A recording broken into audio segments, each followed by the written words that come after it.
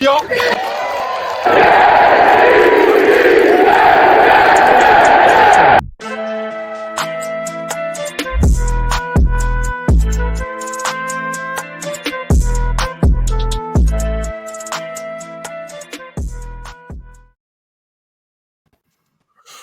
What's up? What's happening, folks? Welcome to episode 54 of the Flight Deck Podcast.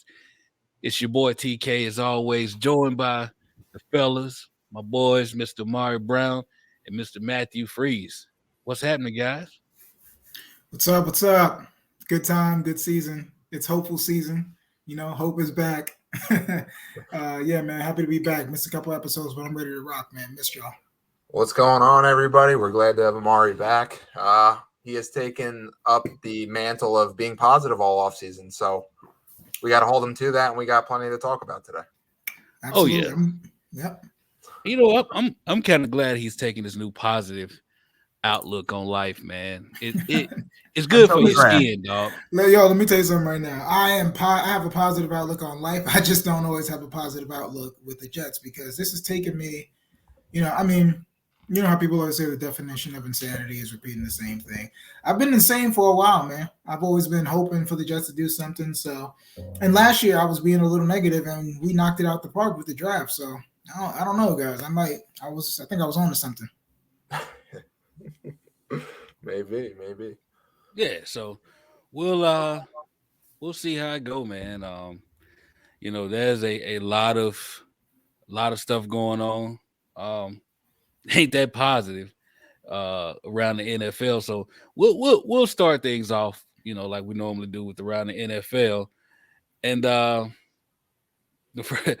first topic I want to talk about, and it has to be the absolute dumbest, is Calvin Ridley getting suspended for an entire year because he made 3 parlay bets, a 3-team, 5-team, 8-team parlay bets. And on all of them, he had, the Falcons to win. Now, he should have got in trouble for even betting on the Falcons to win, but that's a whole nother issue. But, yeah, man, so he bet $1,500 and it cost him $10 million. What y'all got on this? I mean, this is just it's just a case of a guy being home and bored, It sucks because he took time off this year to get his mind right. I don't know, he was dealing with a lot of stuff there in Atlanta, and it was just boredom. I don't know what really zest him to do that. It just has to be boredom, because I know Calvin really isn't hurting for money, so I'm not really sure what that was about. And even his tweets, he just, he said, I only got 1 year, LOL. So he must be good. To be honest, I don't know Calvin really. I don't want to, speak for him or anything. It just, he's very nonchalant about it. I just don't think that football is just like a priority in his life right now. I think that he's just trying to get his mind right, probably worried about his family. I know Matt and I were talking. He said that he's been robbed a couple times. So football is probably just an afterthought to him at this point. It's unfortunate. Yeah, I mean, for sure. I mean, we said, betting those $1,500 kind of, cost him 11. But I mean, realistically, how did he forfeit his salary last year also? So wouldn't it be, I mean, this year's salary, last year's salary, and $1,500 because he lost those parlays because he was dumb enough to bet the Falcons anyway? But I mean, at the end of the day, it's kind of a big price to pay. I mean, I have some, personal thoughts that might not fall in line with others as far as the whole gambling thing is concerned, because we posed this in pre-production is it right to bet on the games if you're an NFL player? Contractually, no, it's not, and they're not allowed to, and that's why he's suspended. However, is it kind of a stupid rule? Like, if he doesn't bet the Falcons, what difference does it make? Like, if he wins money on other teams winning games, who cares? I mean, he's not going to sit there and call up his buddies on a different team he bet on and say, oh, play harder. He's not in control of how hard they play or what they do. So I don't know. I just, from a moral standpoint, I guess I understand why it's wrong. Do I think a year-long suspension is warranted? Absolutely not. I understand why, but, players have been, suspended for worse, but for less games. I mean, we can go down a list of players that have been suspended for less. So, I mean, I don't want to get too much into it, but I'm sure we could all think of, 2 or 3 players that have been suspended and some players that never got suspended. that did, you know, committed crimes or so on or whatever. But you know, it is what it is. Dumb move. Yeah. My problem with it is that, you know, the NFL is in lockstep with all these gambling sites, and you know, one of their biggest sponsors is all about gambling. You know, like who is FanDuel? FanDuel. You know, they have, you know, contests designed specifically around the NFL. You know, that they promo during NFL games and during commercials, and you know what I'm saying. So it's I just don't like the fact that the ownership and the league itself can be in lockstep with these guys, but the players, you know, get a year for some shit like this.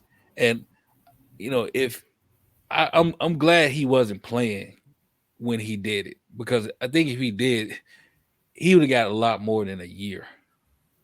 You know, they probably would have banned him from football for life while taking all this ad revenue from said gambling site. So it's trash in my opinion, man. But he knew the rules, he knew better, and he did it anyway. So ultimately, it falls on him. I hate it happened because, you know, he was within the sights of, you know, the fans as somebody that the Jets should potentially go after, and you know, have him on the team. So that's what really sucks for me, is the fact that I was one of those who wanted him as a Jet, because I think the kid is super talented and would help us tremendously. But dumb decisions, like Amar said, football may not be what's important to him. So now that we got that out the way, you know, it's been a lot of fireworks these last couple of days. With the biggest being, you know, these QB trades that we have seen. That Russ trade to Denver, it kind of caught me off guard, you know, especially considering what Pete Carroll said like maybe 3-4 days prior. You know, like they weren't actively, you know, looking to trade Russ and so on and so forth. And then boom, they get a treasure trove of picks and players for Russell Wilson. And they back. Denver? Yeah, Denver. Oh, yeah, for sure, for sure. I think that just to run through the compensation, what was it? 2 1s, 2 2s, Noah Fant, Shelby Harris, Drew Lock.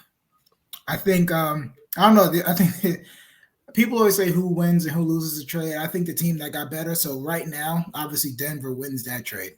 I think that Denver, I think, and y'all can, you know, we can get into it. I think that Denver automatically goes into Super Bowl contention.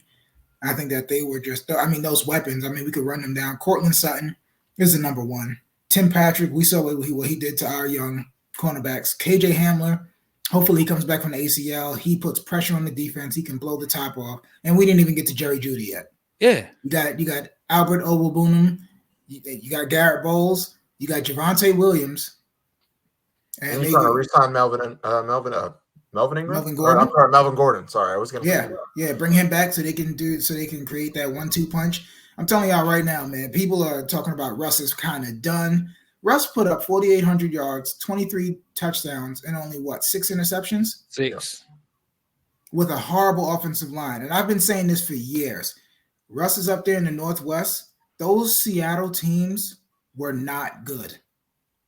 Yeah, they had Tyler Lockett. Yeah, they had DK Metcalf and some semblance of a running game with the running backs that for some reason just always get hurt. And then they always end up getting some undrafted guy or some free agent out the scrap heap, and he just becomes something just otherworldly. But Russell Wilson, if you took him off those teams, those Seattle teams are 3 to 6 win teams. Yeah.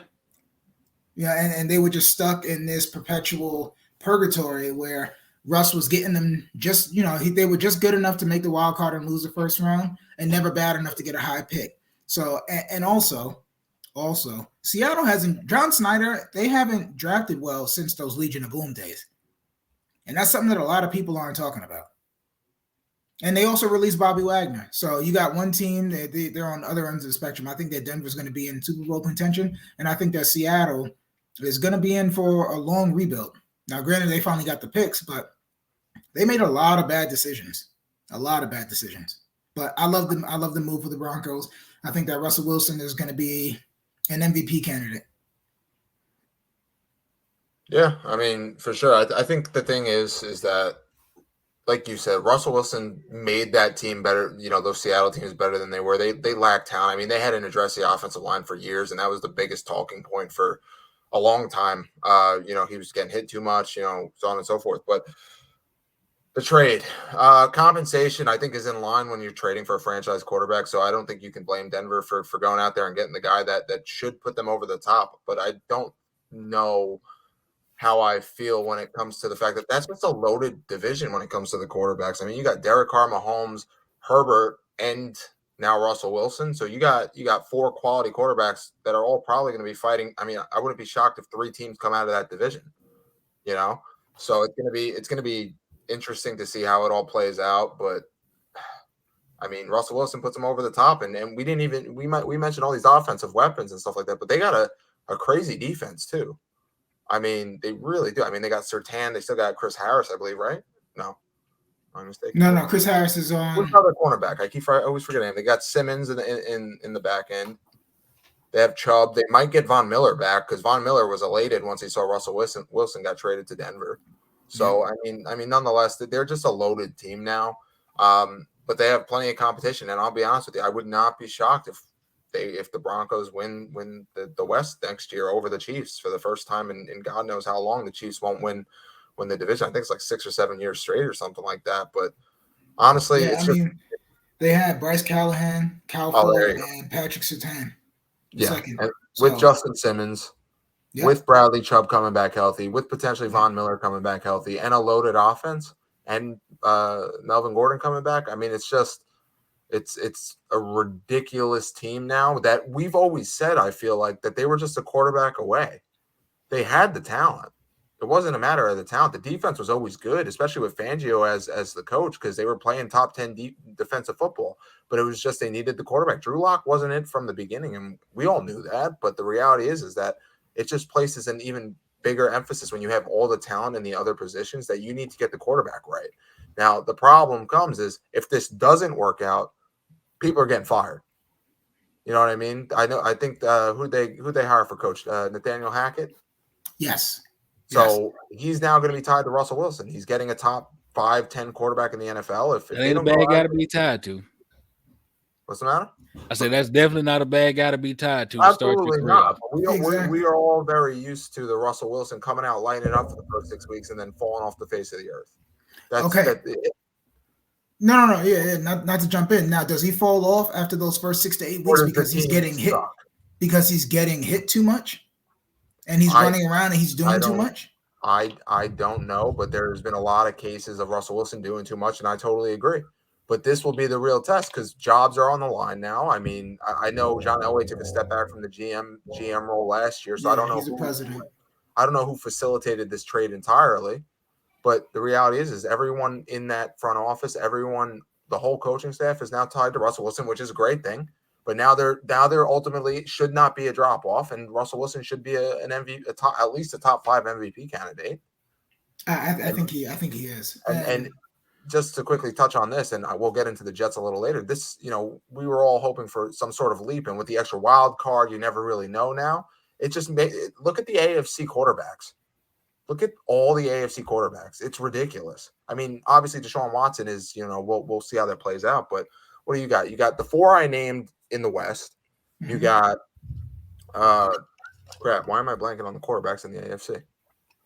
You got Justin Herbert. You got no, that's already in that division. So you got Herbert, Carr. Yeah, you got Wilson, Herbert, Carr, and Josh Allen. You got Josh Allen. I mean, to be honest, we're trying to hate. Mac Jones had a really good rookie season, so Mac Jones is going to be there. You got Joe Burrow. It was decent. You got Joe Burrow. Like the AFC, man, it's getting legit. Let's run down the AFC North. You got Lamar Jackson. There you go. Yep. You got Baker Lamar still. Who? You got Baker Mayfield. Listen, unless I'm competing with him to get commercials, I'm not worried about Baker Mayfield. You got Josh Allen, Lamar Jackson, so many damn Joe Burrow. Yeah, listen, the AFC North. Look at those QBs. You got Josh. You got why am I blinking too? You passed it on to me. You got Lamar Jackson in the AFC North. You got Joe Burrow in the AFC North. AFC South.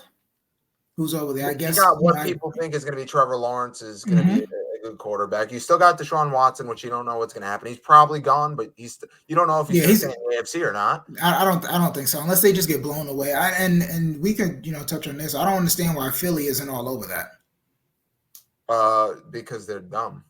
Yeah. But listen, we and TK will just to jump in. I think that Denver is a QB away from. I'm telling y'all, this is just like when Peyton went over there. Yeah. I remember he had Emmanuel Sanders, and he had Demaryius Thomas, and he had all those weapons. Yep. With the running game, I'm telling you, it's going to be just like that. No-Show Moreno went from just middling running back to damn near superstar running back. Yep. Look what he did with Julius Thomas. Like, I'm telling you, it's going to be just like that. They're going to be able to go 5 wide and really blow the top of these defenses. And that's that's kind of what I wanted to just touch on real quick with Denver. We're talking about the offense and how explosive the offense can be. It seemed like people forgot that they were the 3rd ranked scoring defense in the league, and they had the 8th ranked pass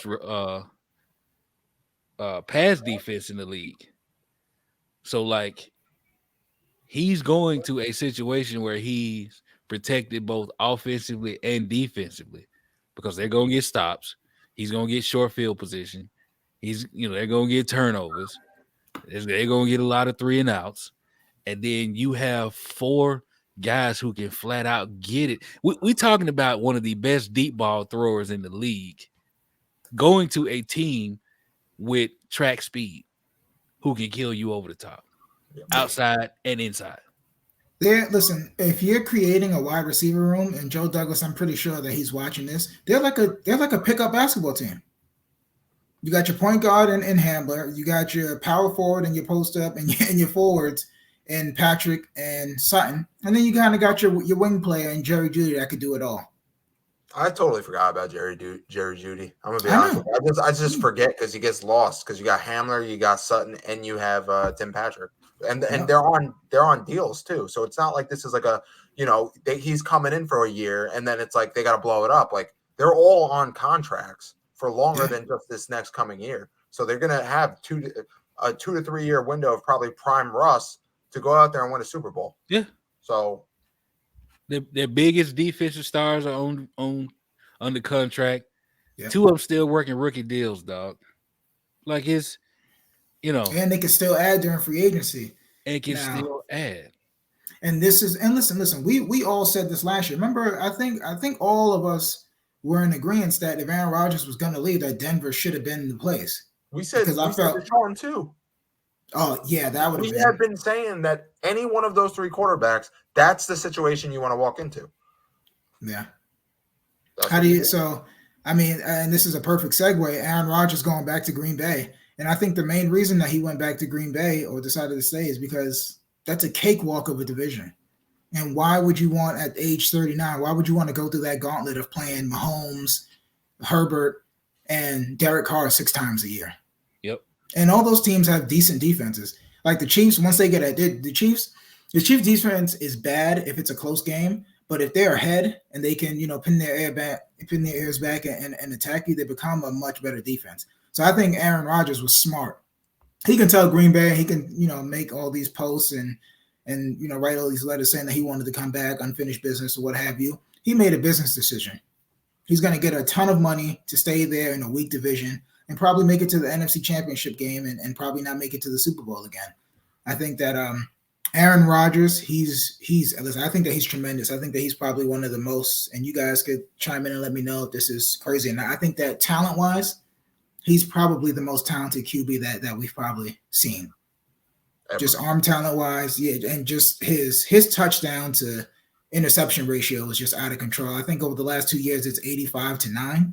He's like 497 to like 93.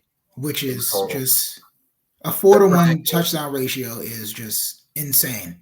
he should have more championships than he does. We all agree on that. And honestly, the only thing keeping him from being in that GOAT conversation is the Super Bowls. Now, I understand Super Bowls are a team accomplishment. We all get that. But, I mean, now more than ever, I mean, I think we got to factor in, right? Seattle just got weaker by trading Russ. Now, there's rumors they might be in the market for Deshaun and might just flip these picks for Deshaun. I don't think Deshaun and I mean this in a nice way because I think Deshaun's a great quarterback, but I don't think he can do with that roster what Russ did with that roster. I don't think he could do it because I also think the division got better. I think Kyler Murray, given all the baloney that's been going on with the whole deleting the Instagram stuff and whatever, I think Kyler Murray is going to have another solid year next year. I think the Cardinals are going to fight for, I don't know if the division, but definitely a wild card for sure. And then you got what, San Francisco, that Trey Lance has a year in the system now. They didn't lose any talent anywhere else, and they're only going to add more talent this year. So he's going to be looking to take a step, especially in a Shanahan offense that's very conducive to young quarterback success or any quarterback success realistically. And then, of course, you got the Rams who just won the Super Bowl who are going to probably run it back with almost every single player that they have, unless Aaron Donald retires, which, again, would be a huge loss. And I think that it would probably knock them down to second in the division, probably behind the Cardinals or the Niners, depending on how you look at it. But, I mean, yeah, that's my perspective on it. It is what it is. I don't know. The Aaron Rodgers situation is interesting, but other than that, what other obstacles are there in his division or in the conference?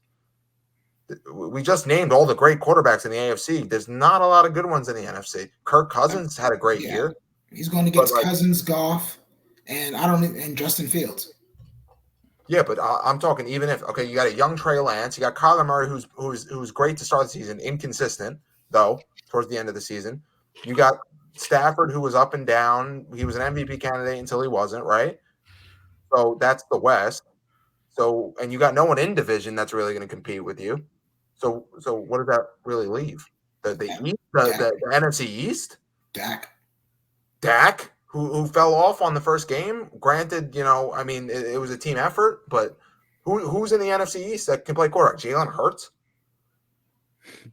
Daniel Jones? Carson Wentz? Carson Wentz just became the best quarterback in his division.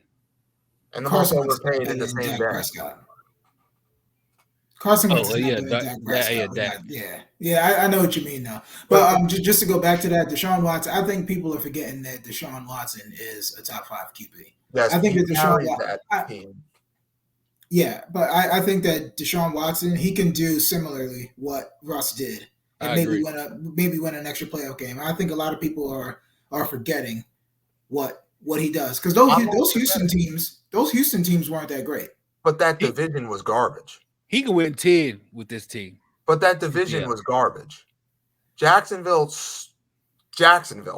right? Yeah, but like you say that, but the Titans are a playoff team. Didn't they lose to Jacksonville? Like I'm saying, division games are division games. I get what you're saying. But I think that a lot of us are forgetting how good Deshaun Watson is. No, I totally agree that he's a great quarterback, and if he goes to Seattle, they'll have success. But I just don't think he can. I think that roster is so dismantled. At least on the Texans, he had Tunsil, right? He had someone to block his blind side. Name me a offensive lineman on the Seahawks. Dwayne Brown. That's the only one I know because Dwayne Brown's like 30, 38, 39 years old. 39, I think. He might be turning 40. Yeah, but that's what I'm saying. It's like they don't have anything. They just released their franchise cornerstone in Bobby Wagner. Legion of Boom has been long dismantled for years. They don't have Frank Clark. They don't have an edge presence that I can remember because Todd McShay's releasing mock drafts that have Kayvon somehow dropping to them at 8 now. Yeah, we got. Yeah, and like I'm not saying it's not an indictment on Deshaun Watson. It's an indictment on the fact that Seattle doesn't know how to draft, doesn't know how to build a team, has solely relied on Russell Wilson's ability to carry them. And eventually it's going to run out. They have DK, they have Lockett, but who knows if they're going to be there by the start of the season anyway. So the downfall of Seattle really came once they didn't give the ball to Marshawn. Yeah, I totally believe that. That was you lost the locker room, and they did that. I don't care what anybody says. They did that because they didn't want Marshawn Lynch to be the face of the Super Bowl win. I agree, and no one can convince me otherwise. Damn, I was gonna say the downfall was 2 first-round picks and a third in McDougal for Jamal, but you know. No, because they had already been on the decline since that. And Oh, no, and I if we're agree. being if we're being real, like that Bobby Wagner, they're still living off one of those their first or second draft class. Yeah, The Bobby Wagner and Russell Wilson draft class. they've done nothing since. Ever since the like those first 2 draft classes, they did good. But they also picked James Carpenter in the first round. Like they have a history of doing a bunch of stuff like this. Didn't they pick Rashard Penny in the first round? They picked Rashad Penny. They picked he was 32nd, I believe. Yeah, 31st, somewhere up in there. they picked yeah. the middle and linebacker. then when they do, and then when they do pick, a good player, they trade him. They traded Frank Clark. Yeah. So like this has been a long time coming. Now, granted, they probably traded Bobby Wagner because Jordan Brooks is emerging, but still, yeah, Bobby Wagner's probably they're going to scoop him up quick. He's probably going to go to a contender. Yeah. Forgot they drafted some weird guard too. I forgot in the first round to try and appease Russ, but it was just another bust. They don't know how to draft, and Schneider's on the hook, and Pete Carroll. I won't be surprised if he pulls a Sean Payton and just retires. I mean, I think he might transition into. Yeah, he's 69, but he might transition. I could see him transition, kind of doing what Parcells did, just transition into a front office position. Yeah, I guess. So, we had the Russ trade. We had Aaron Rodgers returning. In the ungodly amount. We had Carson Wentz going to the Washington Commanders, Commodores, copycats. I don't know, whatever they call it. The commies. The commies. The conquistadors. Yeah.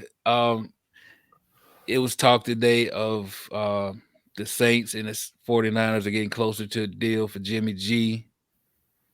We've had a lot of movement through trades, and we've also had a lot of movements or lack of movement because of the franchise tags. We had a lot of people who were, on our radar to get tagged, and we'll talk about that in just a second. But before we do that, I just want to go real quick and just talk to the people about franchise tags. What it is, how it works, real quick. So, what is a franchise tag, you may ask? And the franchise tag is something that is a designation that allows a team to select one player a year, only one, who's set to be an unrestricted free agent, and it allows them to retain their services for 1 year with full guaranteed money. Under certain conditions, whatever the team lays out. Now each team only gets one a year, and they can apply it to whatever player they choose to. And the amounts are a set amount depending on which franchise tag is used. And what I mean by that, folks, is that there are different types of franchise tags. You have the exclusive tag, which is rarely used, right? And with this exclusive tag, a team designates its player. They have rights of first refusal. No, I'm sorry. Exclusive is used to keep a player from seeking out a new deal. So they're under the control of the team for 1 more year under guaranteed money if they play under the tag, and this player cannot go out and seek a new deal.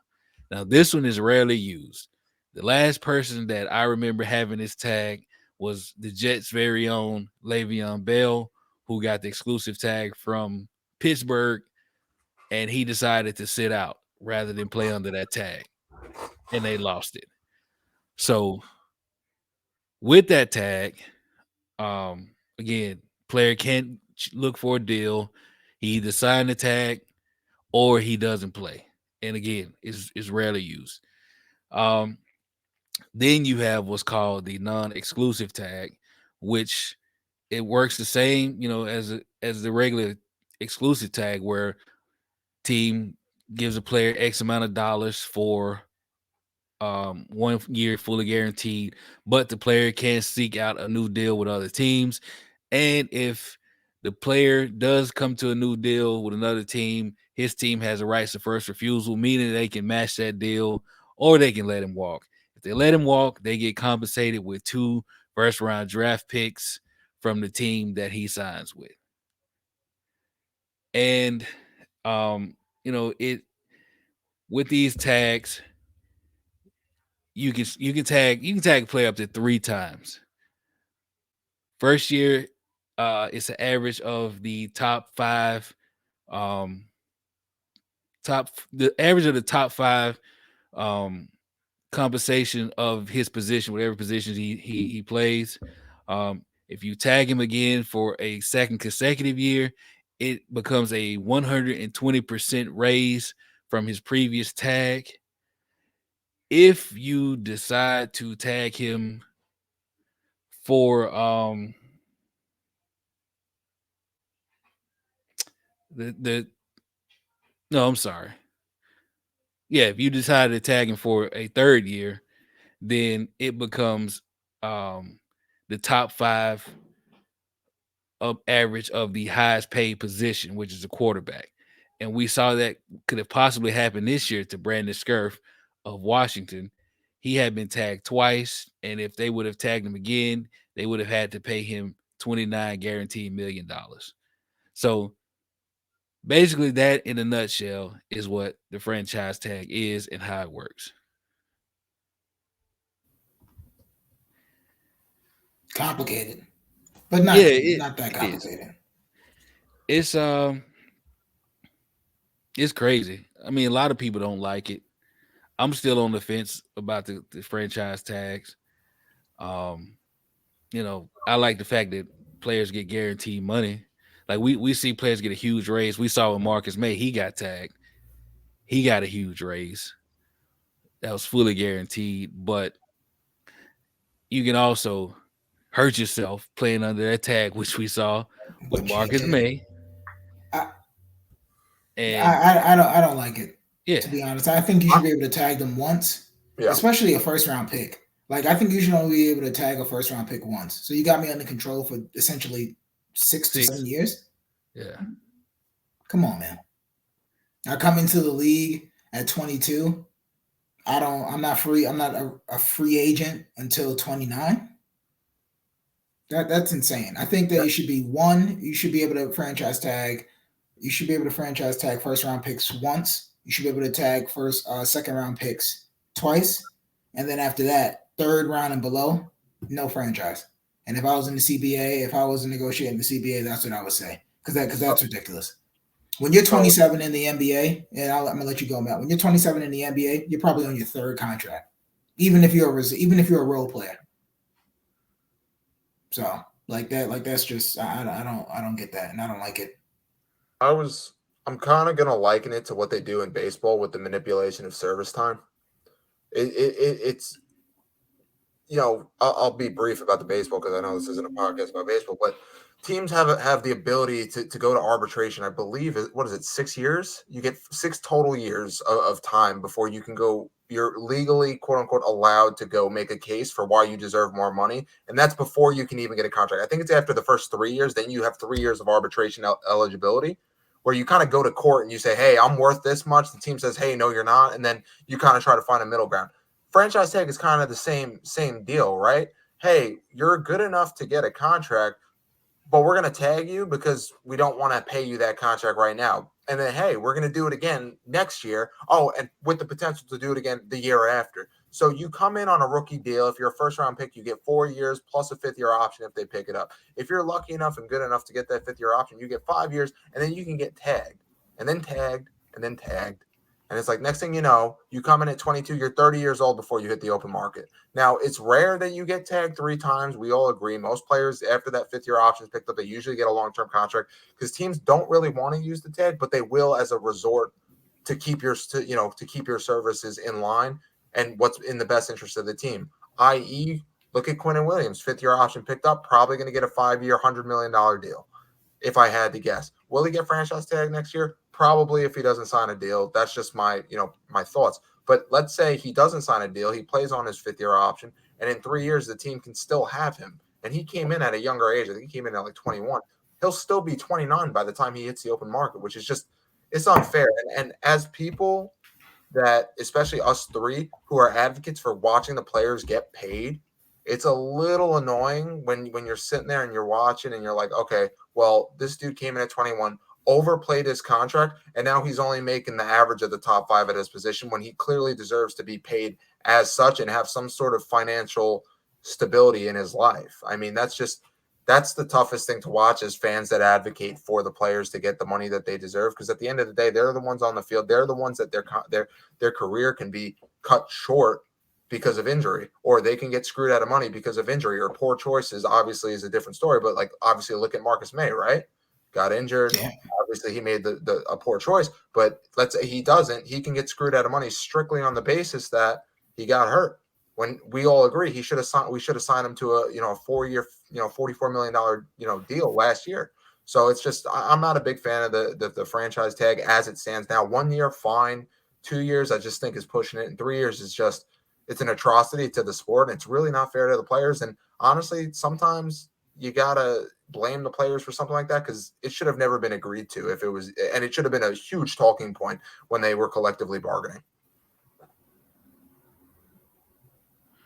Yeah, but when it's time for them to come to that table, man, those guys don't spend wisely, save wisely, so they're just trying to get back to work, and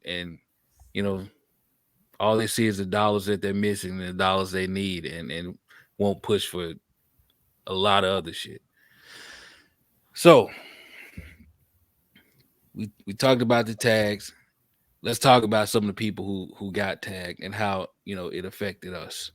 The biggest names that got tagged, in my opinion, for us are the tight ends. David Njoku, Dalton Schultz, like we were all, back and forth talking about those guys, and both of those guys received tags.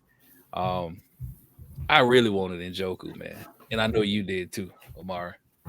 I wanted both of those guys, but I really think David Njoku is underutilized, and we see it every time they scheme up some plays for him. He's a willing blocker.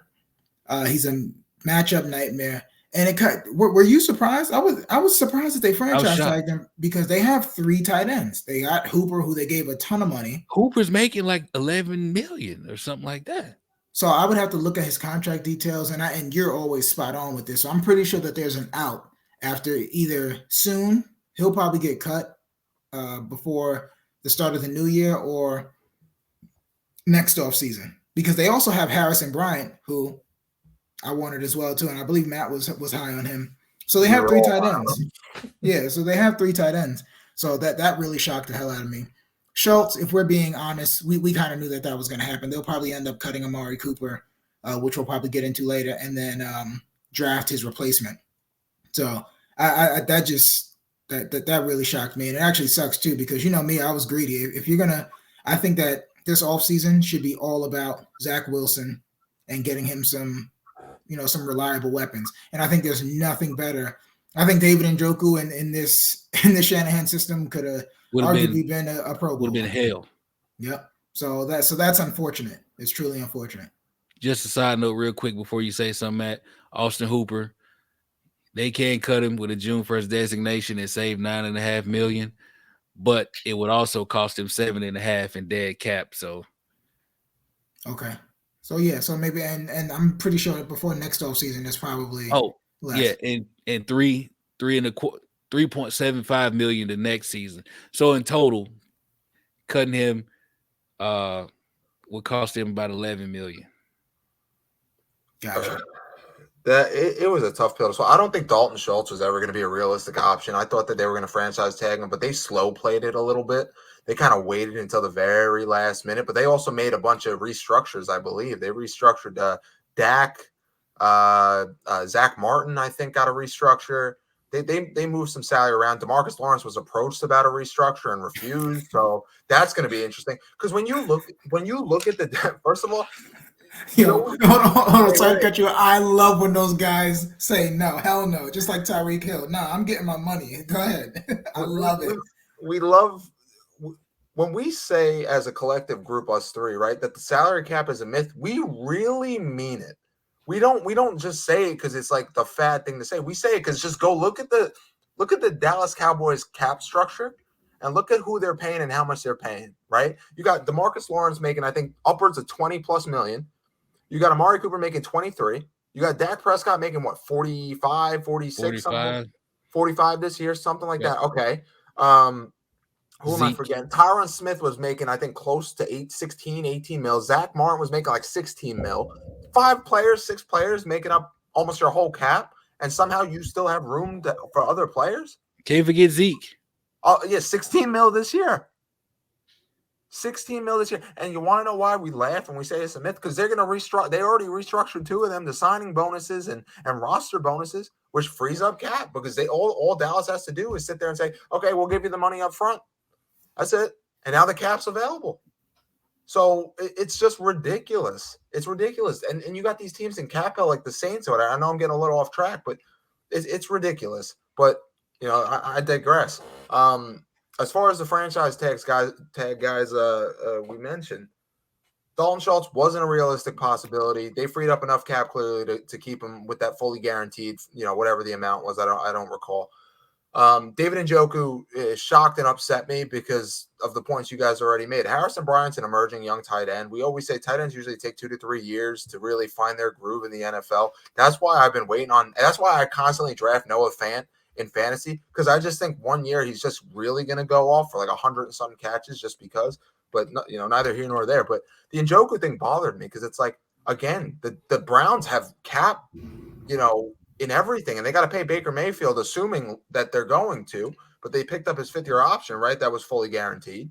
But they got what, 3? They just re-signed Batonio. They re-signed the center, right? Obviously, Jedrick Wills is on a cheap contract. Teller. Yeah, there you go. Wyatt Teller. They're the 2 highest paid players, offensive linemen at their position. I'm fairly certain, right? They got Denzel Ward that's going to be up for a contract. They just signed. I think they paid Johnson the highest safety number at one point last year, right? Yeah, he came in right under Simmons. Yep. Yeah, Hooper was the highest paid tight end at the time. They just got Njoku for, I think it's 10.8 million, something in that Myles ballpark. Garrett got his money. Yeah, so it's just like salary cap's a myth, and the Njoku thing shocked me because it's like, dude's underutilized. He has no miles on his legs, to be honest with you. Has he ever had over like a 60 catch season? I don't even think so. No, and anytime they game plan, they create a game plan and to take advantage of the mismatches. Didn't he have like a 185 receiving yard game? Yeah. He could. He's not going to do that every week. He's not going to do that every week. Nightmare. Exactly. David Njoku is definitely a top second tier tight end. He's what the Giants thought Evan Ingram was going to be. I think so. Yeah. Except he's a better blocker.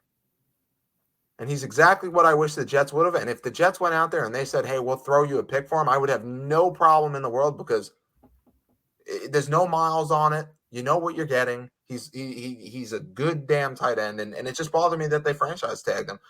And it just sucks. It really sucks because a lot of our offseason plans or a lot of the things we had hoped for were centered around the tight end market. And we're centered around, potentially getting, cornerbacks that don't price themselves out like J.C. Jackson seems to have done for a lot of suitors, and especially with the Patriots. And then getting a safety, which obviously Marcus Williams didn't get a franchise tag because the Saints are in salary cap hell. But Jessie Bates, the guy that I love coming out of Wake Forest, right? He got slapped with the franchise tag, but that also is, it's a separate story when we talk about rookie quarterback contracts and how you can, make it work. And obviously Burrow's still on that rookie contract, so I'm sure they'll work something out. But those were the big 3 guys that we were all clamoring for, and they all got hit with the tag. So it really is like free agency is just going to be a bunch of second-tier guys, quote unquote, with a couple first-tier guys sprinkled in. TK, you're on mute. You're on mute. I think that I think that the trades and tags that we saw has really altered free agency a lot bigger than what any of us expected. Again, with this whole Njoku thing threw me off completely, just like you guys. And I just knew he was gonna hit the market, and I was just hoping, the Jets would throw whatever, at him to bring him in. I think he would have been fantastic in his offense for all the reasons that you guys said, and the fact that he would have had viable talent around him as well, with Elijah Moore and Michael Carter and so on and so forth. But now we're back to scraps.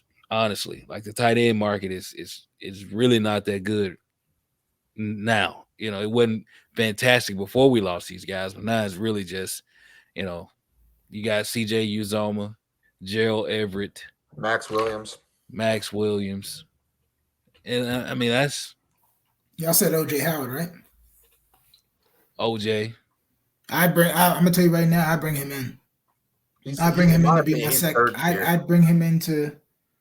I bring him into to be my tight end too, and I'm going right after Ruckert and McBride. And I know that this isn't draft talk now, but I'm creating. What I would do is I would get one of those second tier tight ends, and I'm just creating a young, high upside room. Yeah, I want big guys that can high point the ball and that are willing blockers. Listen, I totally agree about McBride and Ruckert. We saw, not last year before, we saw the Patriots take 2 tight ends. Drafted 2. Yeah.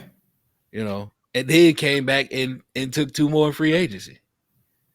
Like I have no problems, with us doing that. If well, it looks like that's what it's coming down to, because like I said, tight end market isn't worth a flip right now. I do agree on OJ Howard. Yeah, let me ask you guys a question. Do you guys think that Cleveland tagged Njoku just so they don't let him walk for free? I can see it. Go. You want me? Okay, I'll go. I could see it strictly on the basis that he was rumored to want out last year. Yep. And this was his chance to walk, and I don't see how. I mean, that makes perfect sense. They're going to get something for him, if anything. I mean, unless they drafted him in the first round. We all know he's been underutilized. He's on record for saying he wants to leave, and now he's all of a sudden had a change of heart. But he just got slapped with a franchise tag. There's absolutely no way fathomable that they're either not going to sign him to a deal. What kind of deal do you give him? Are you going to make him the highest paid tight end when you have not even utilized him? Can't do that. So what are you going to do with him? You're probably going to trade him for an asset, for some sort of assets. But the reality is that he has no tread on his tires. But what can you get for him? And if I'm the Jets, I'll throw a 4th round pick at him. I'll throw a 3rd round pick at him. I got no problem. Can you guarantee the guy you get in the 3rd round is better than what David Njoku has shown on the field? No, you can't.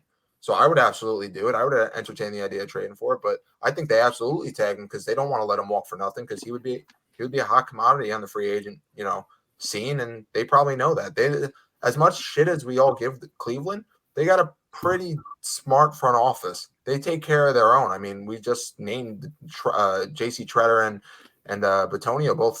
They're both homegrown talents. So is Wyatt Teller. Yeah, they've done a really good job acquiring talent. Like, people talk a lot of crap about John Dorsey. That team underperformed, but it wasn't because they didn't have talent. Nope. Yeah. It was because they quarterback couldn't find the talent. Well, let me tell you something. What would Deshaun Watson do with that cast when OBJ was there? Or even now? 5,500 yards, 45 touchdowns passing, probably 10 rushing. OBJ would have had MVP. Had at least 10 touchdowns. OBJ would have had. I see him had like a 90 receptions, 1,400 yards, 10, 12 touchdowns with Deshaun Watson. With that, they would have had 3 1,000 receivers. And let me say, and honestly, Cleveland if you sleep on Cleveland, they have a nice little receiving core as well too. Peoples-Jones surprised me. I thought he would just be like a number 4 receiver and just give you some return ability. They got Anthony Schwartz to stretch the field, and obviously Jarvis is Jarvis, and then you got the 3 tight ends, and they have the best duo of running backs in the NFL. they are a QB away. If they listen, and actually, and I know I'm getting off topic a little bit. If Cleveland called Houston up and said, "Hey, we'll give you Baker, and we'll give you Baker, 2 1s, 2 2s, and a 5th, or something like that," would you think Houston takes that deal? No, I don't think they take the deal, but they should. I mean, but I would, if I was Cleveland, I would be praying they would, because that would put them into Super Bowl contention right away. Deshaun might not take it. I think Houston would take it. Listen, if you want to win, and I know, listen, I know Cleveland is, Cleveland is Cleveland. I'm not going to shit on Cleveland, but if you want to win, listen, man, you can spend your summers in LA or Miami. Yeah, but you drop Deshaun Watson in that team with that run first, Kevin Stefanski. That's Kevin Stefanski, right? Or is that Cincy? It's Stefanski. Okay, yeah. Kevin Stefanski. Yeah, they're doing damage. 2,000-yard running backs, 3 tight ends, 3 good receivers. Yeah, and solid a good defense. Yeah, and a hell of an offensive line, a top 3 offensive line. I'm gonna tell you right now, Cleveland gives Baker Mayfield $35 million a year. That's it. They're gonna waste Myles Garrett's prime. They're gonna waste Denzel Ward. Yeah. Yeah, they don't care about winning. They do that. So they don't care about winning the title. Yeah, they'll make it to the playoffs. Yeah. But I mean, as far as like winning big time, they're not gonna do that. They may win the division. That's about it. And that's a slim, that's slim too with what Cincinnati's building. So, so we got, we talked about franchise tags and how it affect us. So I want to do something with you guys. Do a little buy and sell on some of the big rumors and big talk that's been going on about the Jets around the NFL. First one I want to start with is buy and sell on the Jets should trade for Amari Cooper, because the talks have seemed to have been heating up online. I'll start with you, Matt. I'm on record for saying I'm buying this 110% of the way, but at a reduced cost. And everything I'm reading, to coincide with the heating up rumors, is that Dallas is going to have to eat in the ballpark of 6 to 7 of that cap hit this year to bring him down somewhere in the ballpark of $15 million, which I'm perfectly fine for, especially if you're bringing in more talent for your young quarterback. And then realistically, if you trade for him, you could worry about the cap issues next year. But I touched on this at the top. The Jets have 2 contracts in Lawson and Corey Davis that they can get out of next year. So if you trade for Amari Cooper and you draft a young wide receiver this year, you can get out of the Corey Davis deal next year, and you don't have to really worry about that Amari Cooper deal as much. And if you want to, you can restructure it, or you can attempt to restructure it, or whatever you got to do, because most of that guaranteed money is going to be paid out anyway.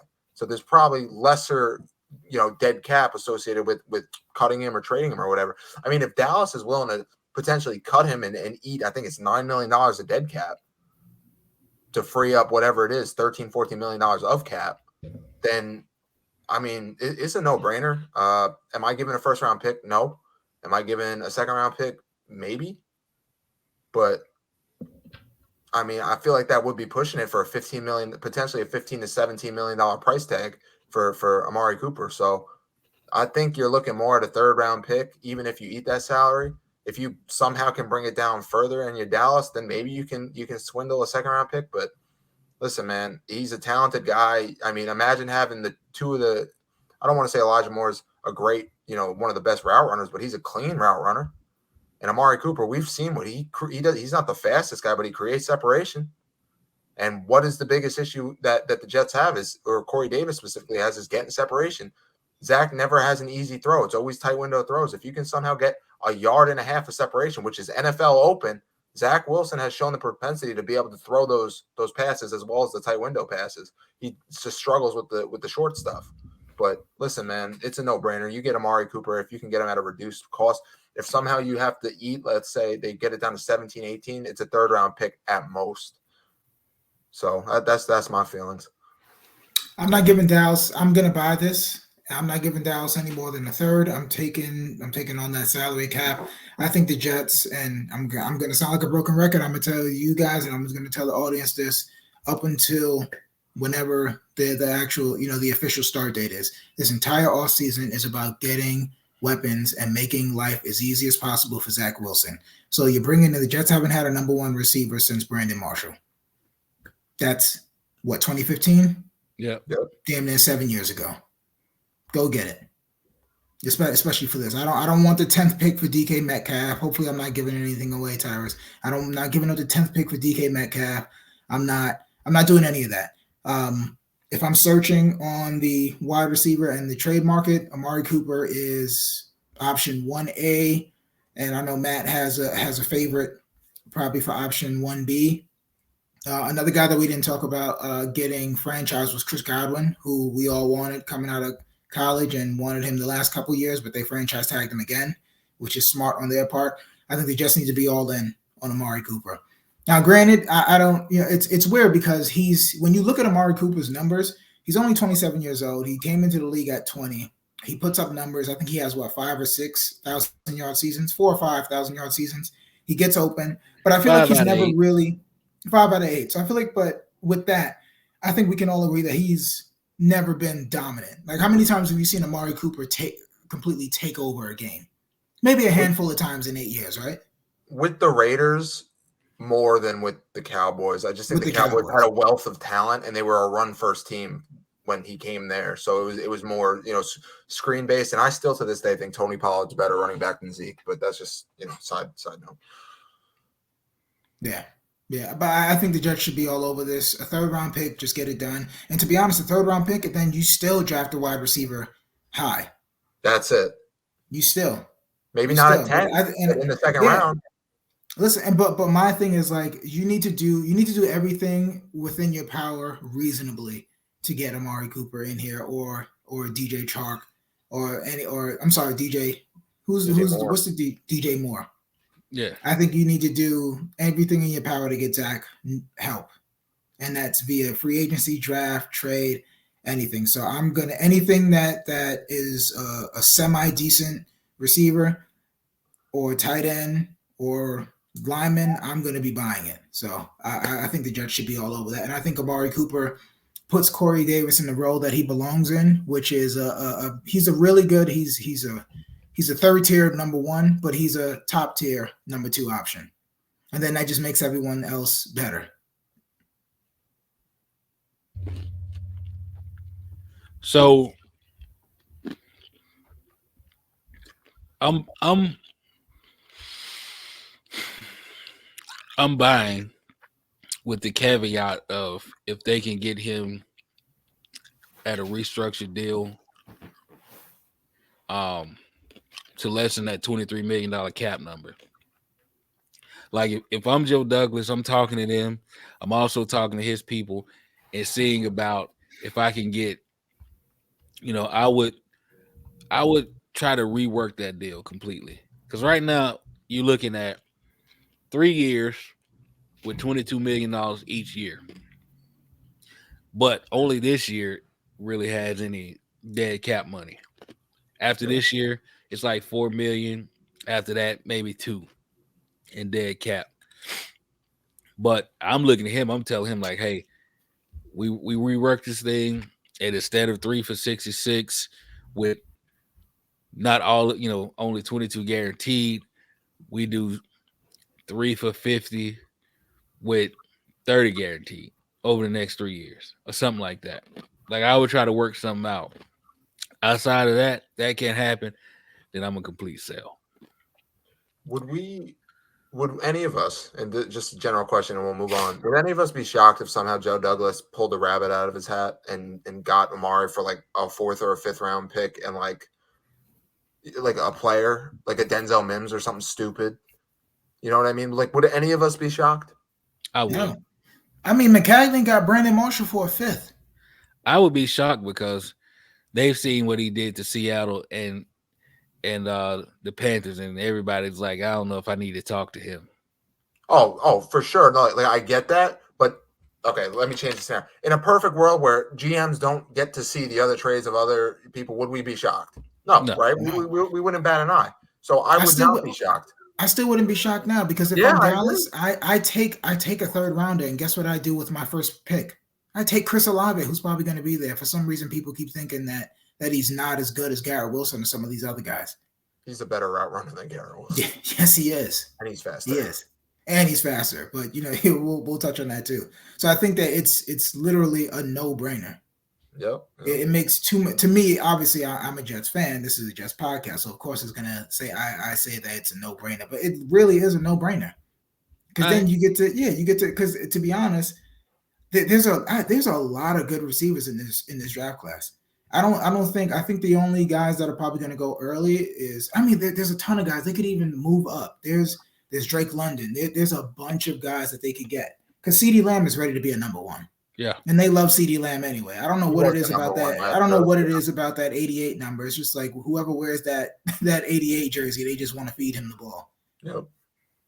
So, yeah, I think that the Jets need to be all over that. And I think that it would just make Zach Wilson better. And I think that that's all that this offseason is about. That's all we care about. Up next,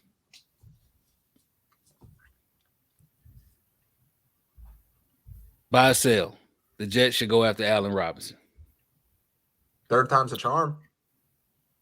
Yeah, no. 100%. I mean, the real question is what's he going to command in the market? If we're talking about walking down Amari Cooper's contract to down, somewhere in the ballpark of $15 million, can you really justify going out and getting Allen Robinson, who's coming off a down year, for I would say a Kenny Golladay type number? So can you, $19 million a year, can you really justify that? I think his work, regardless of who the quarterback is, speaks for itself. I mean, he played in Jacksonville, for Christ's sake. People forget that because of, the good years he had with the Bears. But I have no issues with that. I believe he's only 28, right? 28. He'll be 29 in August. He'll be 29 in August. I mean, if you can somehow get a structured contract similar, and this is why I said the contracts of Corey Davis and Lawson are great, is if you can get a deal with Allen Robinson where you structure it to be a 3-year deal, let's say in the ballpark of 3 or $45, $50 million, with an guaranteed money's paid out after the first 2, you get 2 years of high quality production, and you make that call on that third year where it's cut him or keep him, but it's not going to hurt you either way. So that's my rationale. I don't think you can justify giving Allen Robinson a 3-year, $60 million deal, because he is obviously going to be turning 29 and he's a little older and he's coming off a down year. But you can be looking at a potential, $15 to $17 million, and I'm probably underestimating because we saw what happened last year when we all thought Kenny Golladay was going to get 17, and then the Giants were dumb enough to give a wide receiver that didn't catch a touchdown $19.1 million. So it is what it is, but. Allen Robinson, I would have no issues with that. I think it's again, he gets separation. He high points the ball. He's what we wish Denzel Mims was with better route running. All right. Allen Robinson should be in his 8th season with the Jets. I wanted him as a second rounder out of Penn State. TK knows. I think that draft was when we actually started DMing each other and actually becoming friends. From that group, because we would just write about a lot of stuff, and we kind of just had the same opinion about roster construction and things like that. Allen Robinson, this is a double buy for me because we don't have to surrender a draft pick to bring it in. He's a professional. You never hear anything bad about Allen Robinson. He's already a fan of Zach Wilson. Like there's footage out there. Matt put it in the group chat of him. Matter of fact, I'll put it up after you get through talking. Absolutely, I think Allen Robinson is a go. He's a go-getter. I mean, he can go up and catch the ball. He high points everything. He's Chris route running, saying the same thing that Matt just said. Great locker room guy. I think you give him a 3-year deal at $16 million a year. You can get out after the second year and let him test the market. If he lights it up again, it's a win-win. And guess what? I'm still drafting a receiver in the second and third round because I'm cutting Corey Davis as soon as we can, or trading him if he has a monster year, because he just proved that he proved a lot of us right last year. I was so disappointed in Corey Davis, so disappointed. But I think the Jets, and to be real, I think they could probably double dip in free agency. I wouldn't be mad at that at all. Maybe get like one of those top tier guys, and then maybe get like one of those low second or third tier guys. I think that Allen Robinson, I'm buying Allen Robinson more than I'm buying Amari Cooper just because of the draft pick. Yeah. So, yeah, I'm a buy on that for all the reasons you guys said, plus this right here. Well, the other thing is, if you haven't watched any of this Zach Wilson tape, go put some on. I'm going to tell you what now. If it weren't for the fact that Trevor Lawrence has been kissed by the gods from the minute he walked into college football and has done against the very best competition, has played at the very top of the game, and I would never say anything but great things about him. He deserves all the praise that he has. But if all you did was get dropped down from Mars and you didn't know any of that story, and you put on the two tapes, right? Trevor and Zach, and you just watch those two, you go, that's pretty close. Now, he doesn't have the size, at 200 pounds, and he's going to take a beating and all that kind of stuff. But you want to talk about the guy who plays the game a little like A-Rod? A little bit? Now, I know that's a major stretch, what I'm saying right there. But this young man has some potential to him. No, definitely. And I would definitely have to agree with you on that, from the tape that I've saw. I think also, something that I think, has been a little bit undervalued is,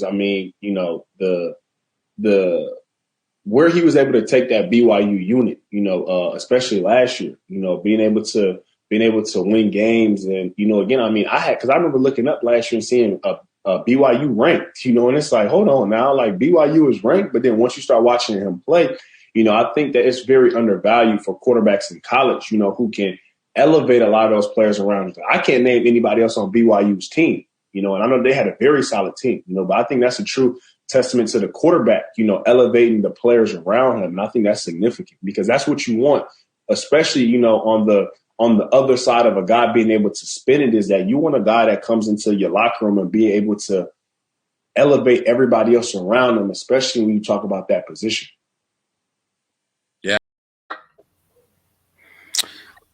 So, he likes him. He knows what he can do. He likes what he can do. It's a no-brainer for me. I'm all, like Mara said, I'm double buying. I'm double buying. All right. So we got we gonna shift over real quick and talk about this guy right here. All the talk has been about Kayvon Thibodeau, and he has issues. Are you buying or selling on the Kayvon Thibodeau talk? You want to take this? I mean, and I don't want to dismiss your point here, but this is all complete bullshit. I think that they used to say the same thing about Julius Peppers. Do y'all remember that? Anytime somebody isn't exactly what they want, anytime they don't say exactly what you want, every time you have a different opinion, he speaks his mind. He speaks his mind. Like, he's been playing football his entire life. He's 6'5", 260, runs like a gazelle, knows how to use his hands. Like what are we talking about? They tried to say the same thing about Clowney, that he doesn't love football. Let me tell you something. Derek Jeter never used to watch baseball on his off time. Alex Rodriguez did. There's some guys who are all about football, and I feel like, if you like Aiden Hutchinson, just say that. Kayvon is a different type of cat. Maybe he's not motivated by any of that stuff. But guess what? When he gets in between the lines, he gets it done.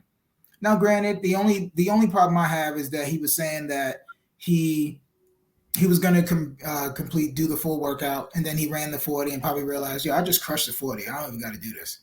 Let me just go do it in my pro day. And to be real, if we're getting real, and I don't want to get on the rant, I think the combine is completely stupid. Because if you're not good, if scouts who get paid to watch film for a living can't identify that you could run a 4.2, a high 4.2, or a low 4.3 on film, and then you get out there and run it, you're still that same football player that couldn't identify routes. And I'm talking about corners, because I feel like corners are always the ones that get skyrocketed up. It doesn't really matter. I think it's cool that guys like Jordan Davis can run a sub-5. But when is Jordan Davis? If Jordan Davis is running 40 yards, that means that the running back broke a big gain or he's going for a touchdown. 300-pound guys, I don't care what their 40s are. I really don't care what and I honestly don't even care what Kayvon Thibodeau, David Ojabo, or Aiden Hutchinson's 40-yard dash time is. I care what their 3-cone is, and I care what their 10-yard split is. So none of this really matters. I mean, now, if I heard that he was a bad person from teammates and people on campus, that's alarming. Just because he's, he doesn't care about, the combine or he decided that the combine was too long of a day. I don't like long days either. Why am I running around in a tight-ass T-shirt and compression shorts while everybody's picking and prodding and breaking down my game when I've been busting everyone's ass since Pee Wee? So I'm buying. I hope everyone else is buying that. I'm selling it, and I'm hoping the first 3 teams are buying all of that. I hope they're eating it up. Oh my God, I can't. Amari said everything probably better than I probably could. It's just complete bullshit. And part of it probably has to do with the fact that, we are, Kayvon fans, and we have been since, I've been since he was the number 1 recruit out of high school. Like, I was watching him and it just manhandle people out of high school, So, like, part of this, I feel, is driven, this narrative that because he was this number 1 prospect, because he probably had 3 deals when he was in 8th, 3, not deals, but, scholarships. So, for colleges when he was in 8th grade because he was bigger than everyone else, and, so on. It probably stems from that. And it's all complete bullshit. Listen, Myles Garrett coming out of college, he wasn't all about football. There's quotes of him not being all about football. He loves dinosaurs, okay? Like, he loves dinosaurs. That's his passion, right? Football is not his passion, but he does it for a living. Can everyone in their right mind look at their job and say, I love what I do, I am passionate about it, or does it pay the bills, and do I do it to the best of my ability and try to get better every day? Because I guarantee you a lot more people fall into the bucket of, I do it for a living and I do try to get better, but it isn't the thing I'm most passionate about. I'm passionate about things outside of my job. The same could be said with football. It is the biggest waste of time. The stupidest point is, oh, well, they're not a football first guy. Like, I get it. You're getting paid millions of dollars to do this. Not everyone gets paid millions of dollars to do their day-to-day job. Totally get it. But the reality is that these are individuals, too, with passions outside of football. They just so happen to be really good at football. They test really well. They're smart individual people like the rest of us are. And people forget that, and it gets lost. So I am selling this. I don't think this is an issue, but like Amari said, I hope everyone under the sun literally buys it, because as far as I'm concerned, the quote about at the combine when Kayvon was saying how well it went, the interviews went with the Jets, and how he wished he would have met with Saleh also, that tells me all I need to know. Because the Jets are probably in love with this guy, and this is probably music to their damn ears, because these stupid people, and I'll try to stop. I'll quickly touch on that. But these stupid people I see on Twitter saying, oh, the concerns. Who was the last edge presence we had? Who was the last premier edge presence we had? Tell me. Aaron Maben. Aaron Maben had that six-stock effing year, and he's God? Dude was the former, sixth overall pick? No. Yeah, he went 10th overall, yeah. John Abraham? Okay. Yep. That's it. What is that? 06? 04? That I was like 9 years old. So you want to know? So yeah, I'm gonna let you cook. John Abraham was drafted in the 2000 draft, I believe. Jesus Christ. 22 years ago, he was a part of the draft where they had the 4 first rounders. It was Big Cat Ellis, Chad Pennington, Anthony Beck, and John Abraham. That was the year 2000, bro. Okay, so last time we had an edge presence, 2004 was when. I mean, 2000 is John Abraham's draft, but 2004 is like when he was on the scene, right? He was getting like 15, 16 sacks a season or whatever it was. So it's just ridiculous. I can't deal with the bullshit about Kayvon not loving the game enough or whatever. Who are you to dictate what's in someone's heart? Simple as that. And the interview he did on ESPN was more than enough for me to say, who is anyone to question what's in his heart about the love of the game? Dude's going to go out there. He's going to work his ass off. He's going to be the best he could possibly be. And honestly, if the Jets pass on him, I will never forgive him for it, because he's going to go out there and he's going to light it up every single Sunday, and he's going to try his ass off and play his ass off. And listen, if you told me that we were going to potentially have KT, a healthy Lawson, JFM, and Quinnen across that front four. We've been complaining about not getting the quarterback. It'll help our secondary more than drafting a safety 4th overall will. Simple as that. I'm selling it.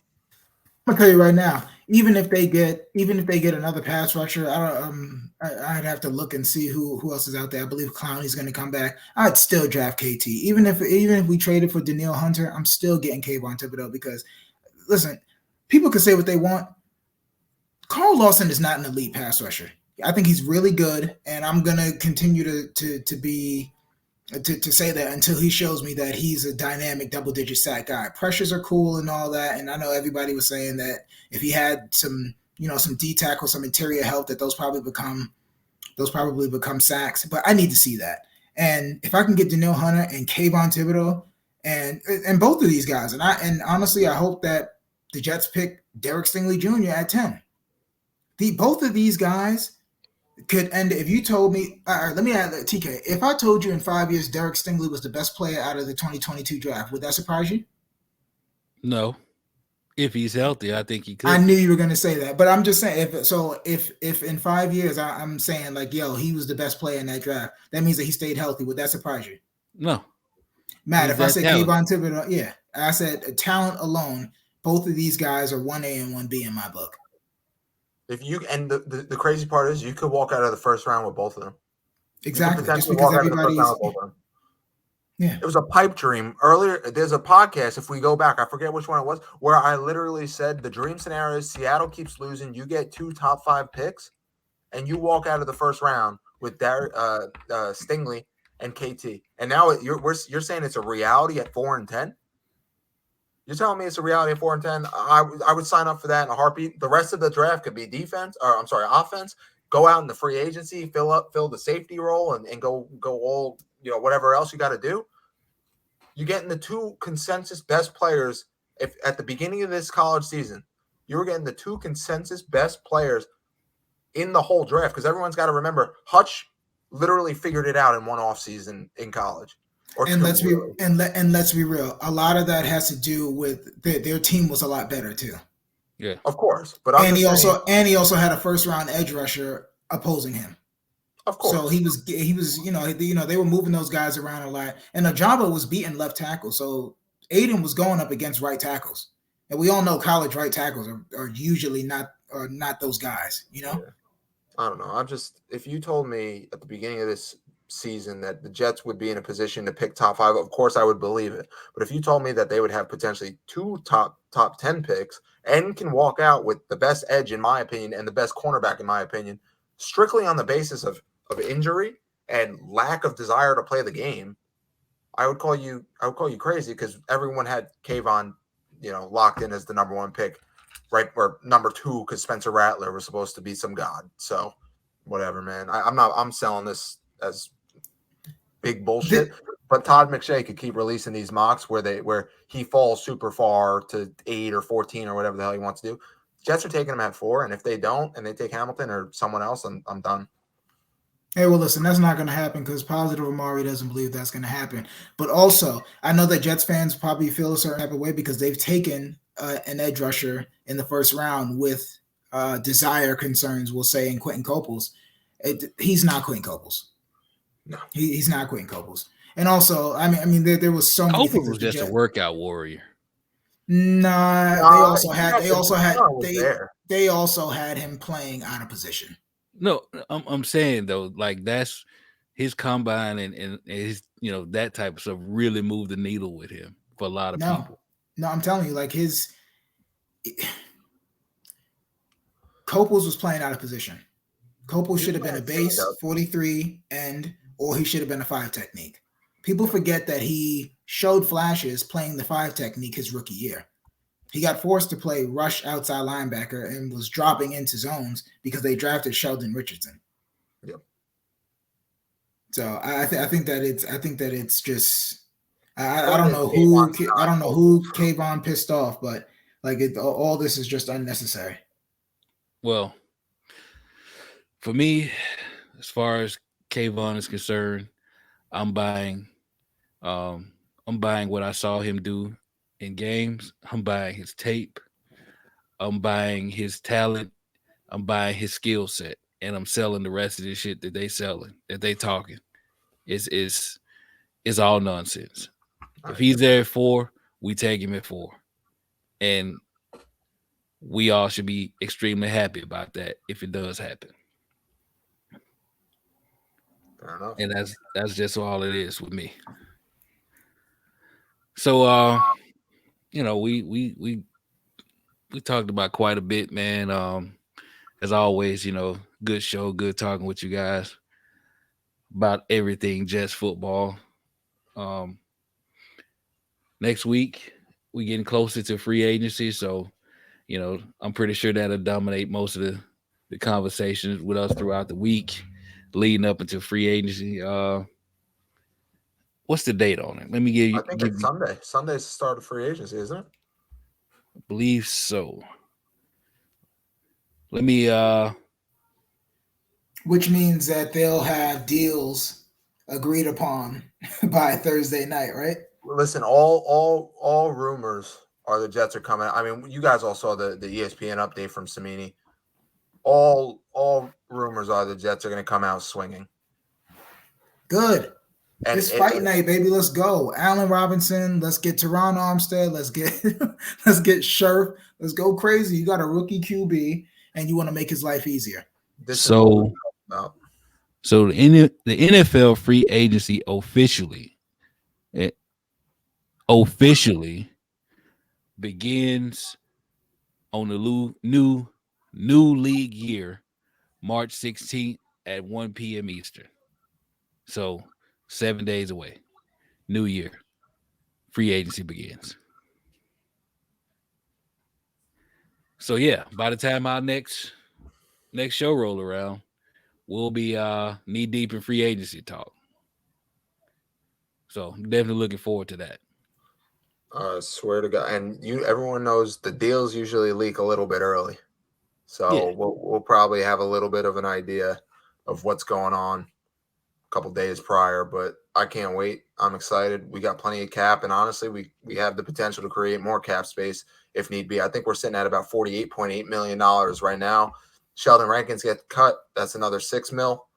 I think we're third in the league, and we have the most amount of draft capital in the NFL. So I'm excited. Plenty to digest and talk about. But free agency is going to be wild. And who's your first call? That's my real question for free agency. Who's the first guy you're on the phone with? My first guy. I mean, I'm not going to lie. Teron Armstead.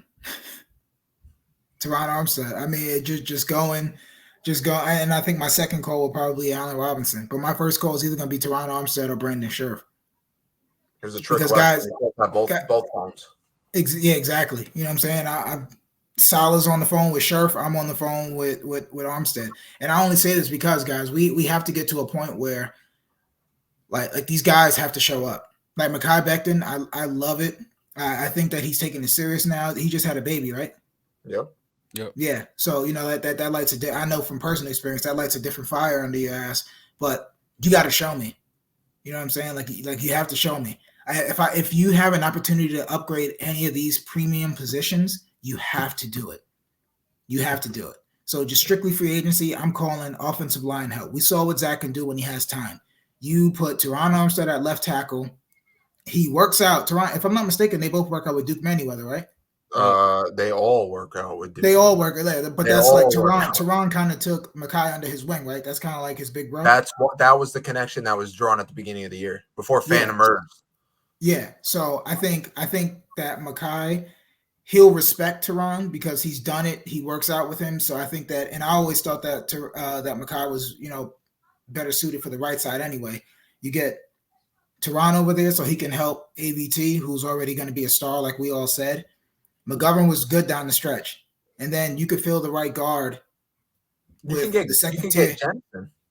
You can get Jensen. You can get Daniels. You can get there's a lot of right. You can get Laken Tomlinson, who's familiar with the system from San Francisco. I think Teron Armstead getting him in there and still bring it, and you still have Fant. And then I think if Fant has an issue with that, you're able to trade Fant for a second or even a late first to a team that really needs it, or even to Jacksonville for their 30, what would it be, 33rd or 34th?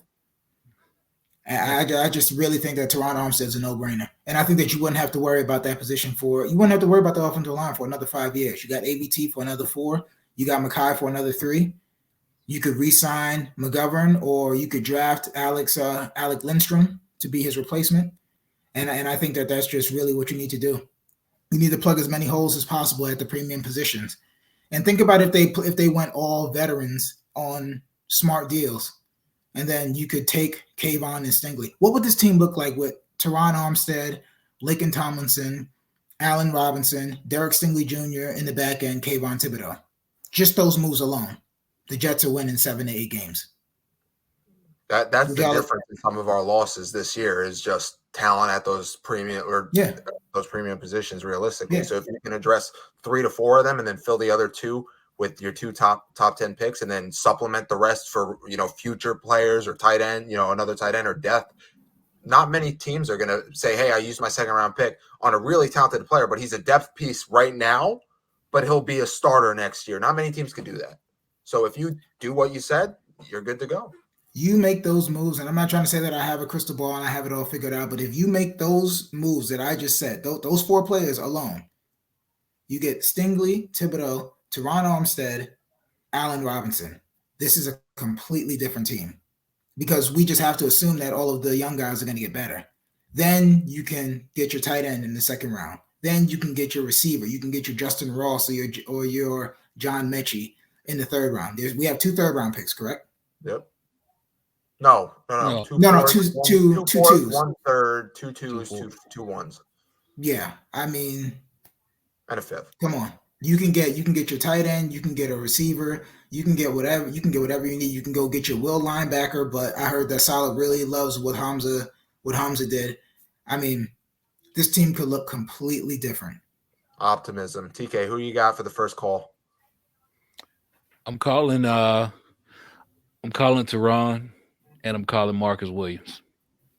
I like that. I was going to say Marcus Williams is probably my first call because he's a hot commodity for sure, and that's the position that I think out of all the positions that we mentioned, that's the guy you got to fill that safety position now. And I'm saying that because I'm basing this off of Thibodeau at 4, DSJ at 10, and so. I'm attacking the line and I'm attacking that defense on the back end. Now I got studs up front on both fronts, both sides of the ball, and I got a stud in the back end to go with these developing corners that I got in Micah Carter II, Brandon Echols, and number 37. You know what I'm talking about. Bryce Hall. And then I just added, this prize rookie. So, yeah, and hopefully they bring back LaMarcus Joyner too in the fray. But bring back Marcus May. I'm calling I think May's out. I'm calling Marcus Williams and Teron Armstead, and if I got to be at their house at midnight or whatever time it is, I'm getting it done. All right, I like it. So, you guys, we ended this on a pretty spirited note, man. That was a good question, man. I like that. You guys got anything to add before we get out of here? No, I think we covered most of it. I mean, I'm excited for free agency. I really do. All these trades going down these last 2-3 days, I can easily see the Jets making a potential move for one of the wide receivers that we talked about as far as Amari's concerned. Even DK potentially, I don't think that 10th pick, but whatever, or even DJ Moore, who we really didn't discuss. I could easily see the Jets with that rumor coming out. They're looking to make a deal or something like that, or make a move for their young quarterback. I could see it happening in the next couple of days leading up to the free agency to get it going early. But yeah, I'm excited to see what goes on in the next week. What about you, Amar? I'm feeling good about it. I'm feeling good. I think that I'm not going to overreact, but I think that the Jets need to just do everything in their power to plug as many holes as possible in free agency. Rookie QB, everything is finally just lining up the way that it should, and I just hope that nobody interferes, the Johnsons, And I just hope that the top tier free agents can hopefully see the vision. Because if you can see the vision, then it's just like, you know what I would do, and not to just bring it back. I would just sell to Ron basically what the Jets sold Damian Woody and Alan Faneca. Yeah. Come in, be that. This is a young group. This is not the same. This is not SOJ, same old Jets, and you can be the catalyst, and you could be on one of the next young, exciting teams in the biggest market in the NFL. Let's get to work. Yep, and that's what CJ Mosley said in that on that Instagram post is that if he got to try and sell it to you to come here, then don't come here. Simple as that. All right. Well, yeah, man. Again, great episode. Great points are made, and my excitement is building, just like my excitement was building last year. Actually, I'm a little more excited this year because of the capital and with picks and money and the players that we got from last year that's coming back. So yeah, I'm real excited, man. I'm looking forward to free agency. And on that note, folks, I just want you to know that free agency isn't just one day. It's not the first day. It's not the first week. So be patient and let them work, because that's all we can do anyways. So on that note, as always, we thank you guys for rocking with us, for tuning in, for the likes, shares, and follows, and we hope that you continue to do such. On behalf of Mr. Omari Brown, Mr. Matthew Freeze, and myself, this has been episode number 54 of the Flight Deck Podcast, and we thank you guys for tuning in, and we'll see you next week for episode 55. And as always, let's go Jets.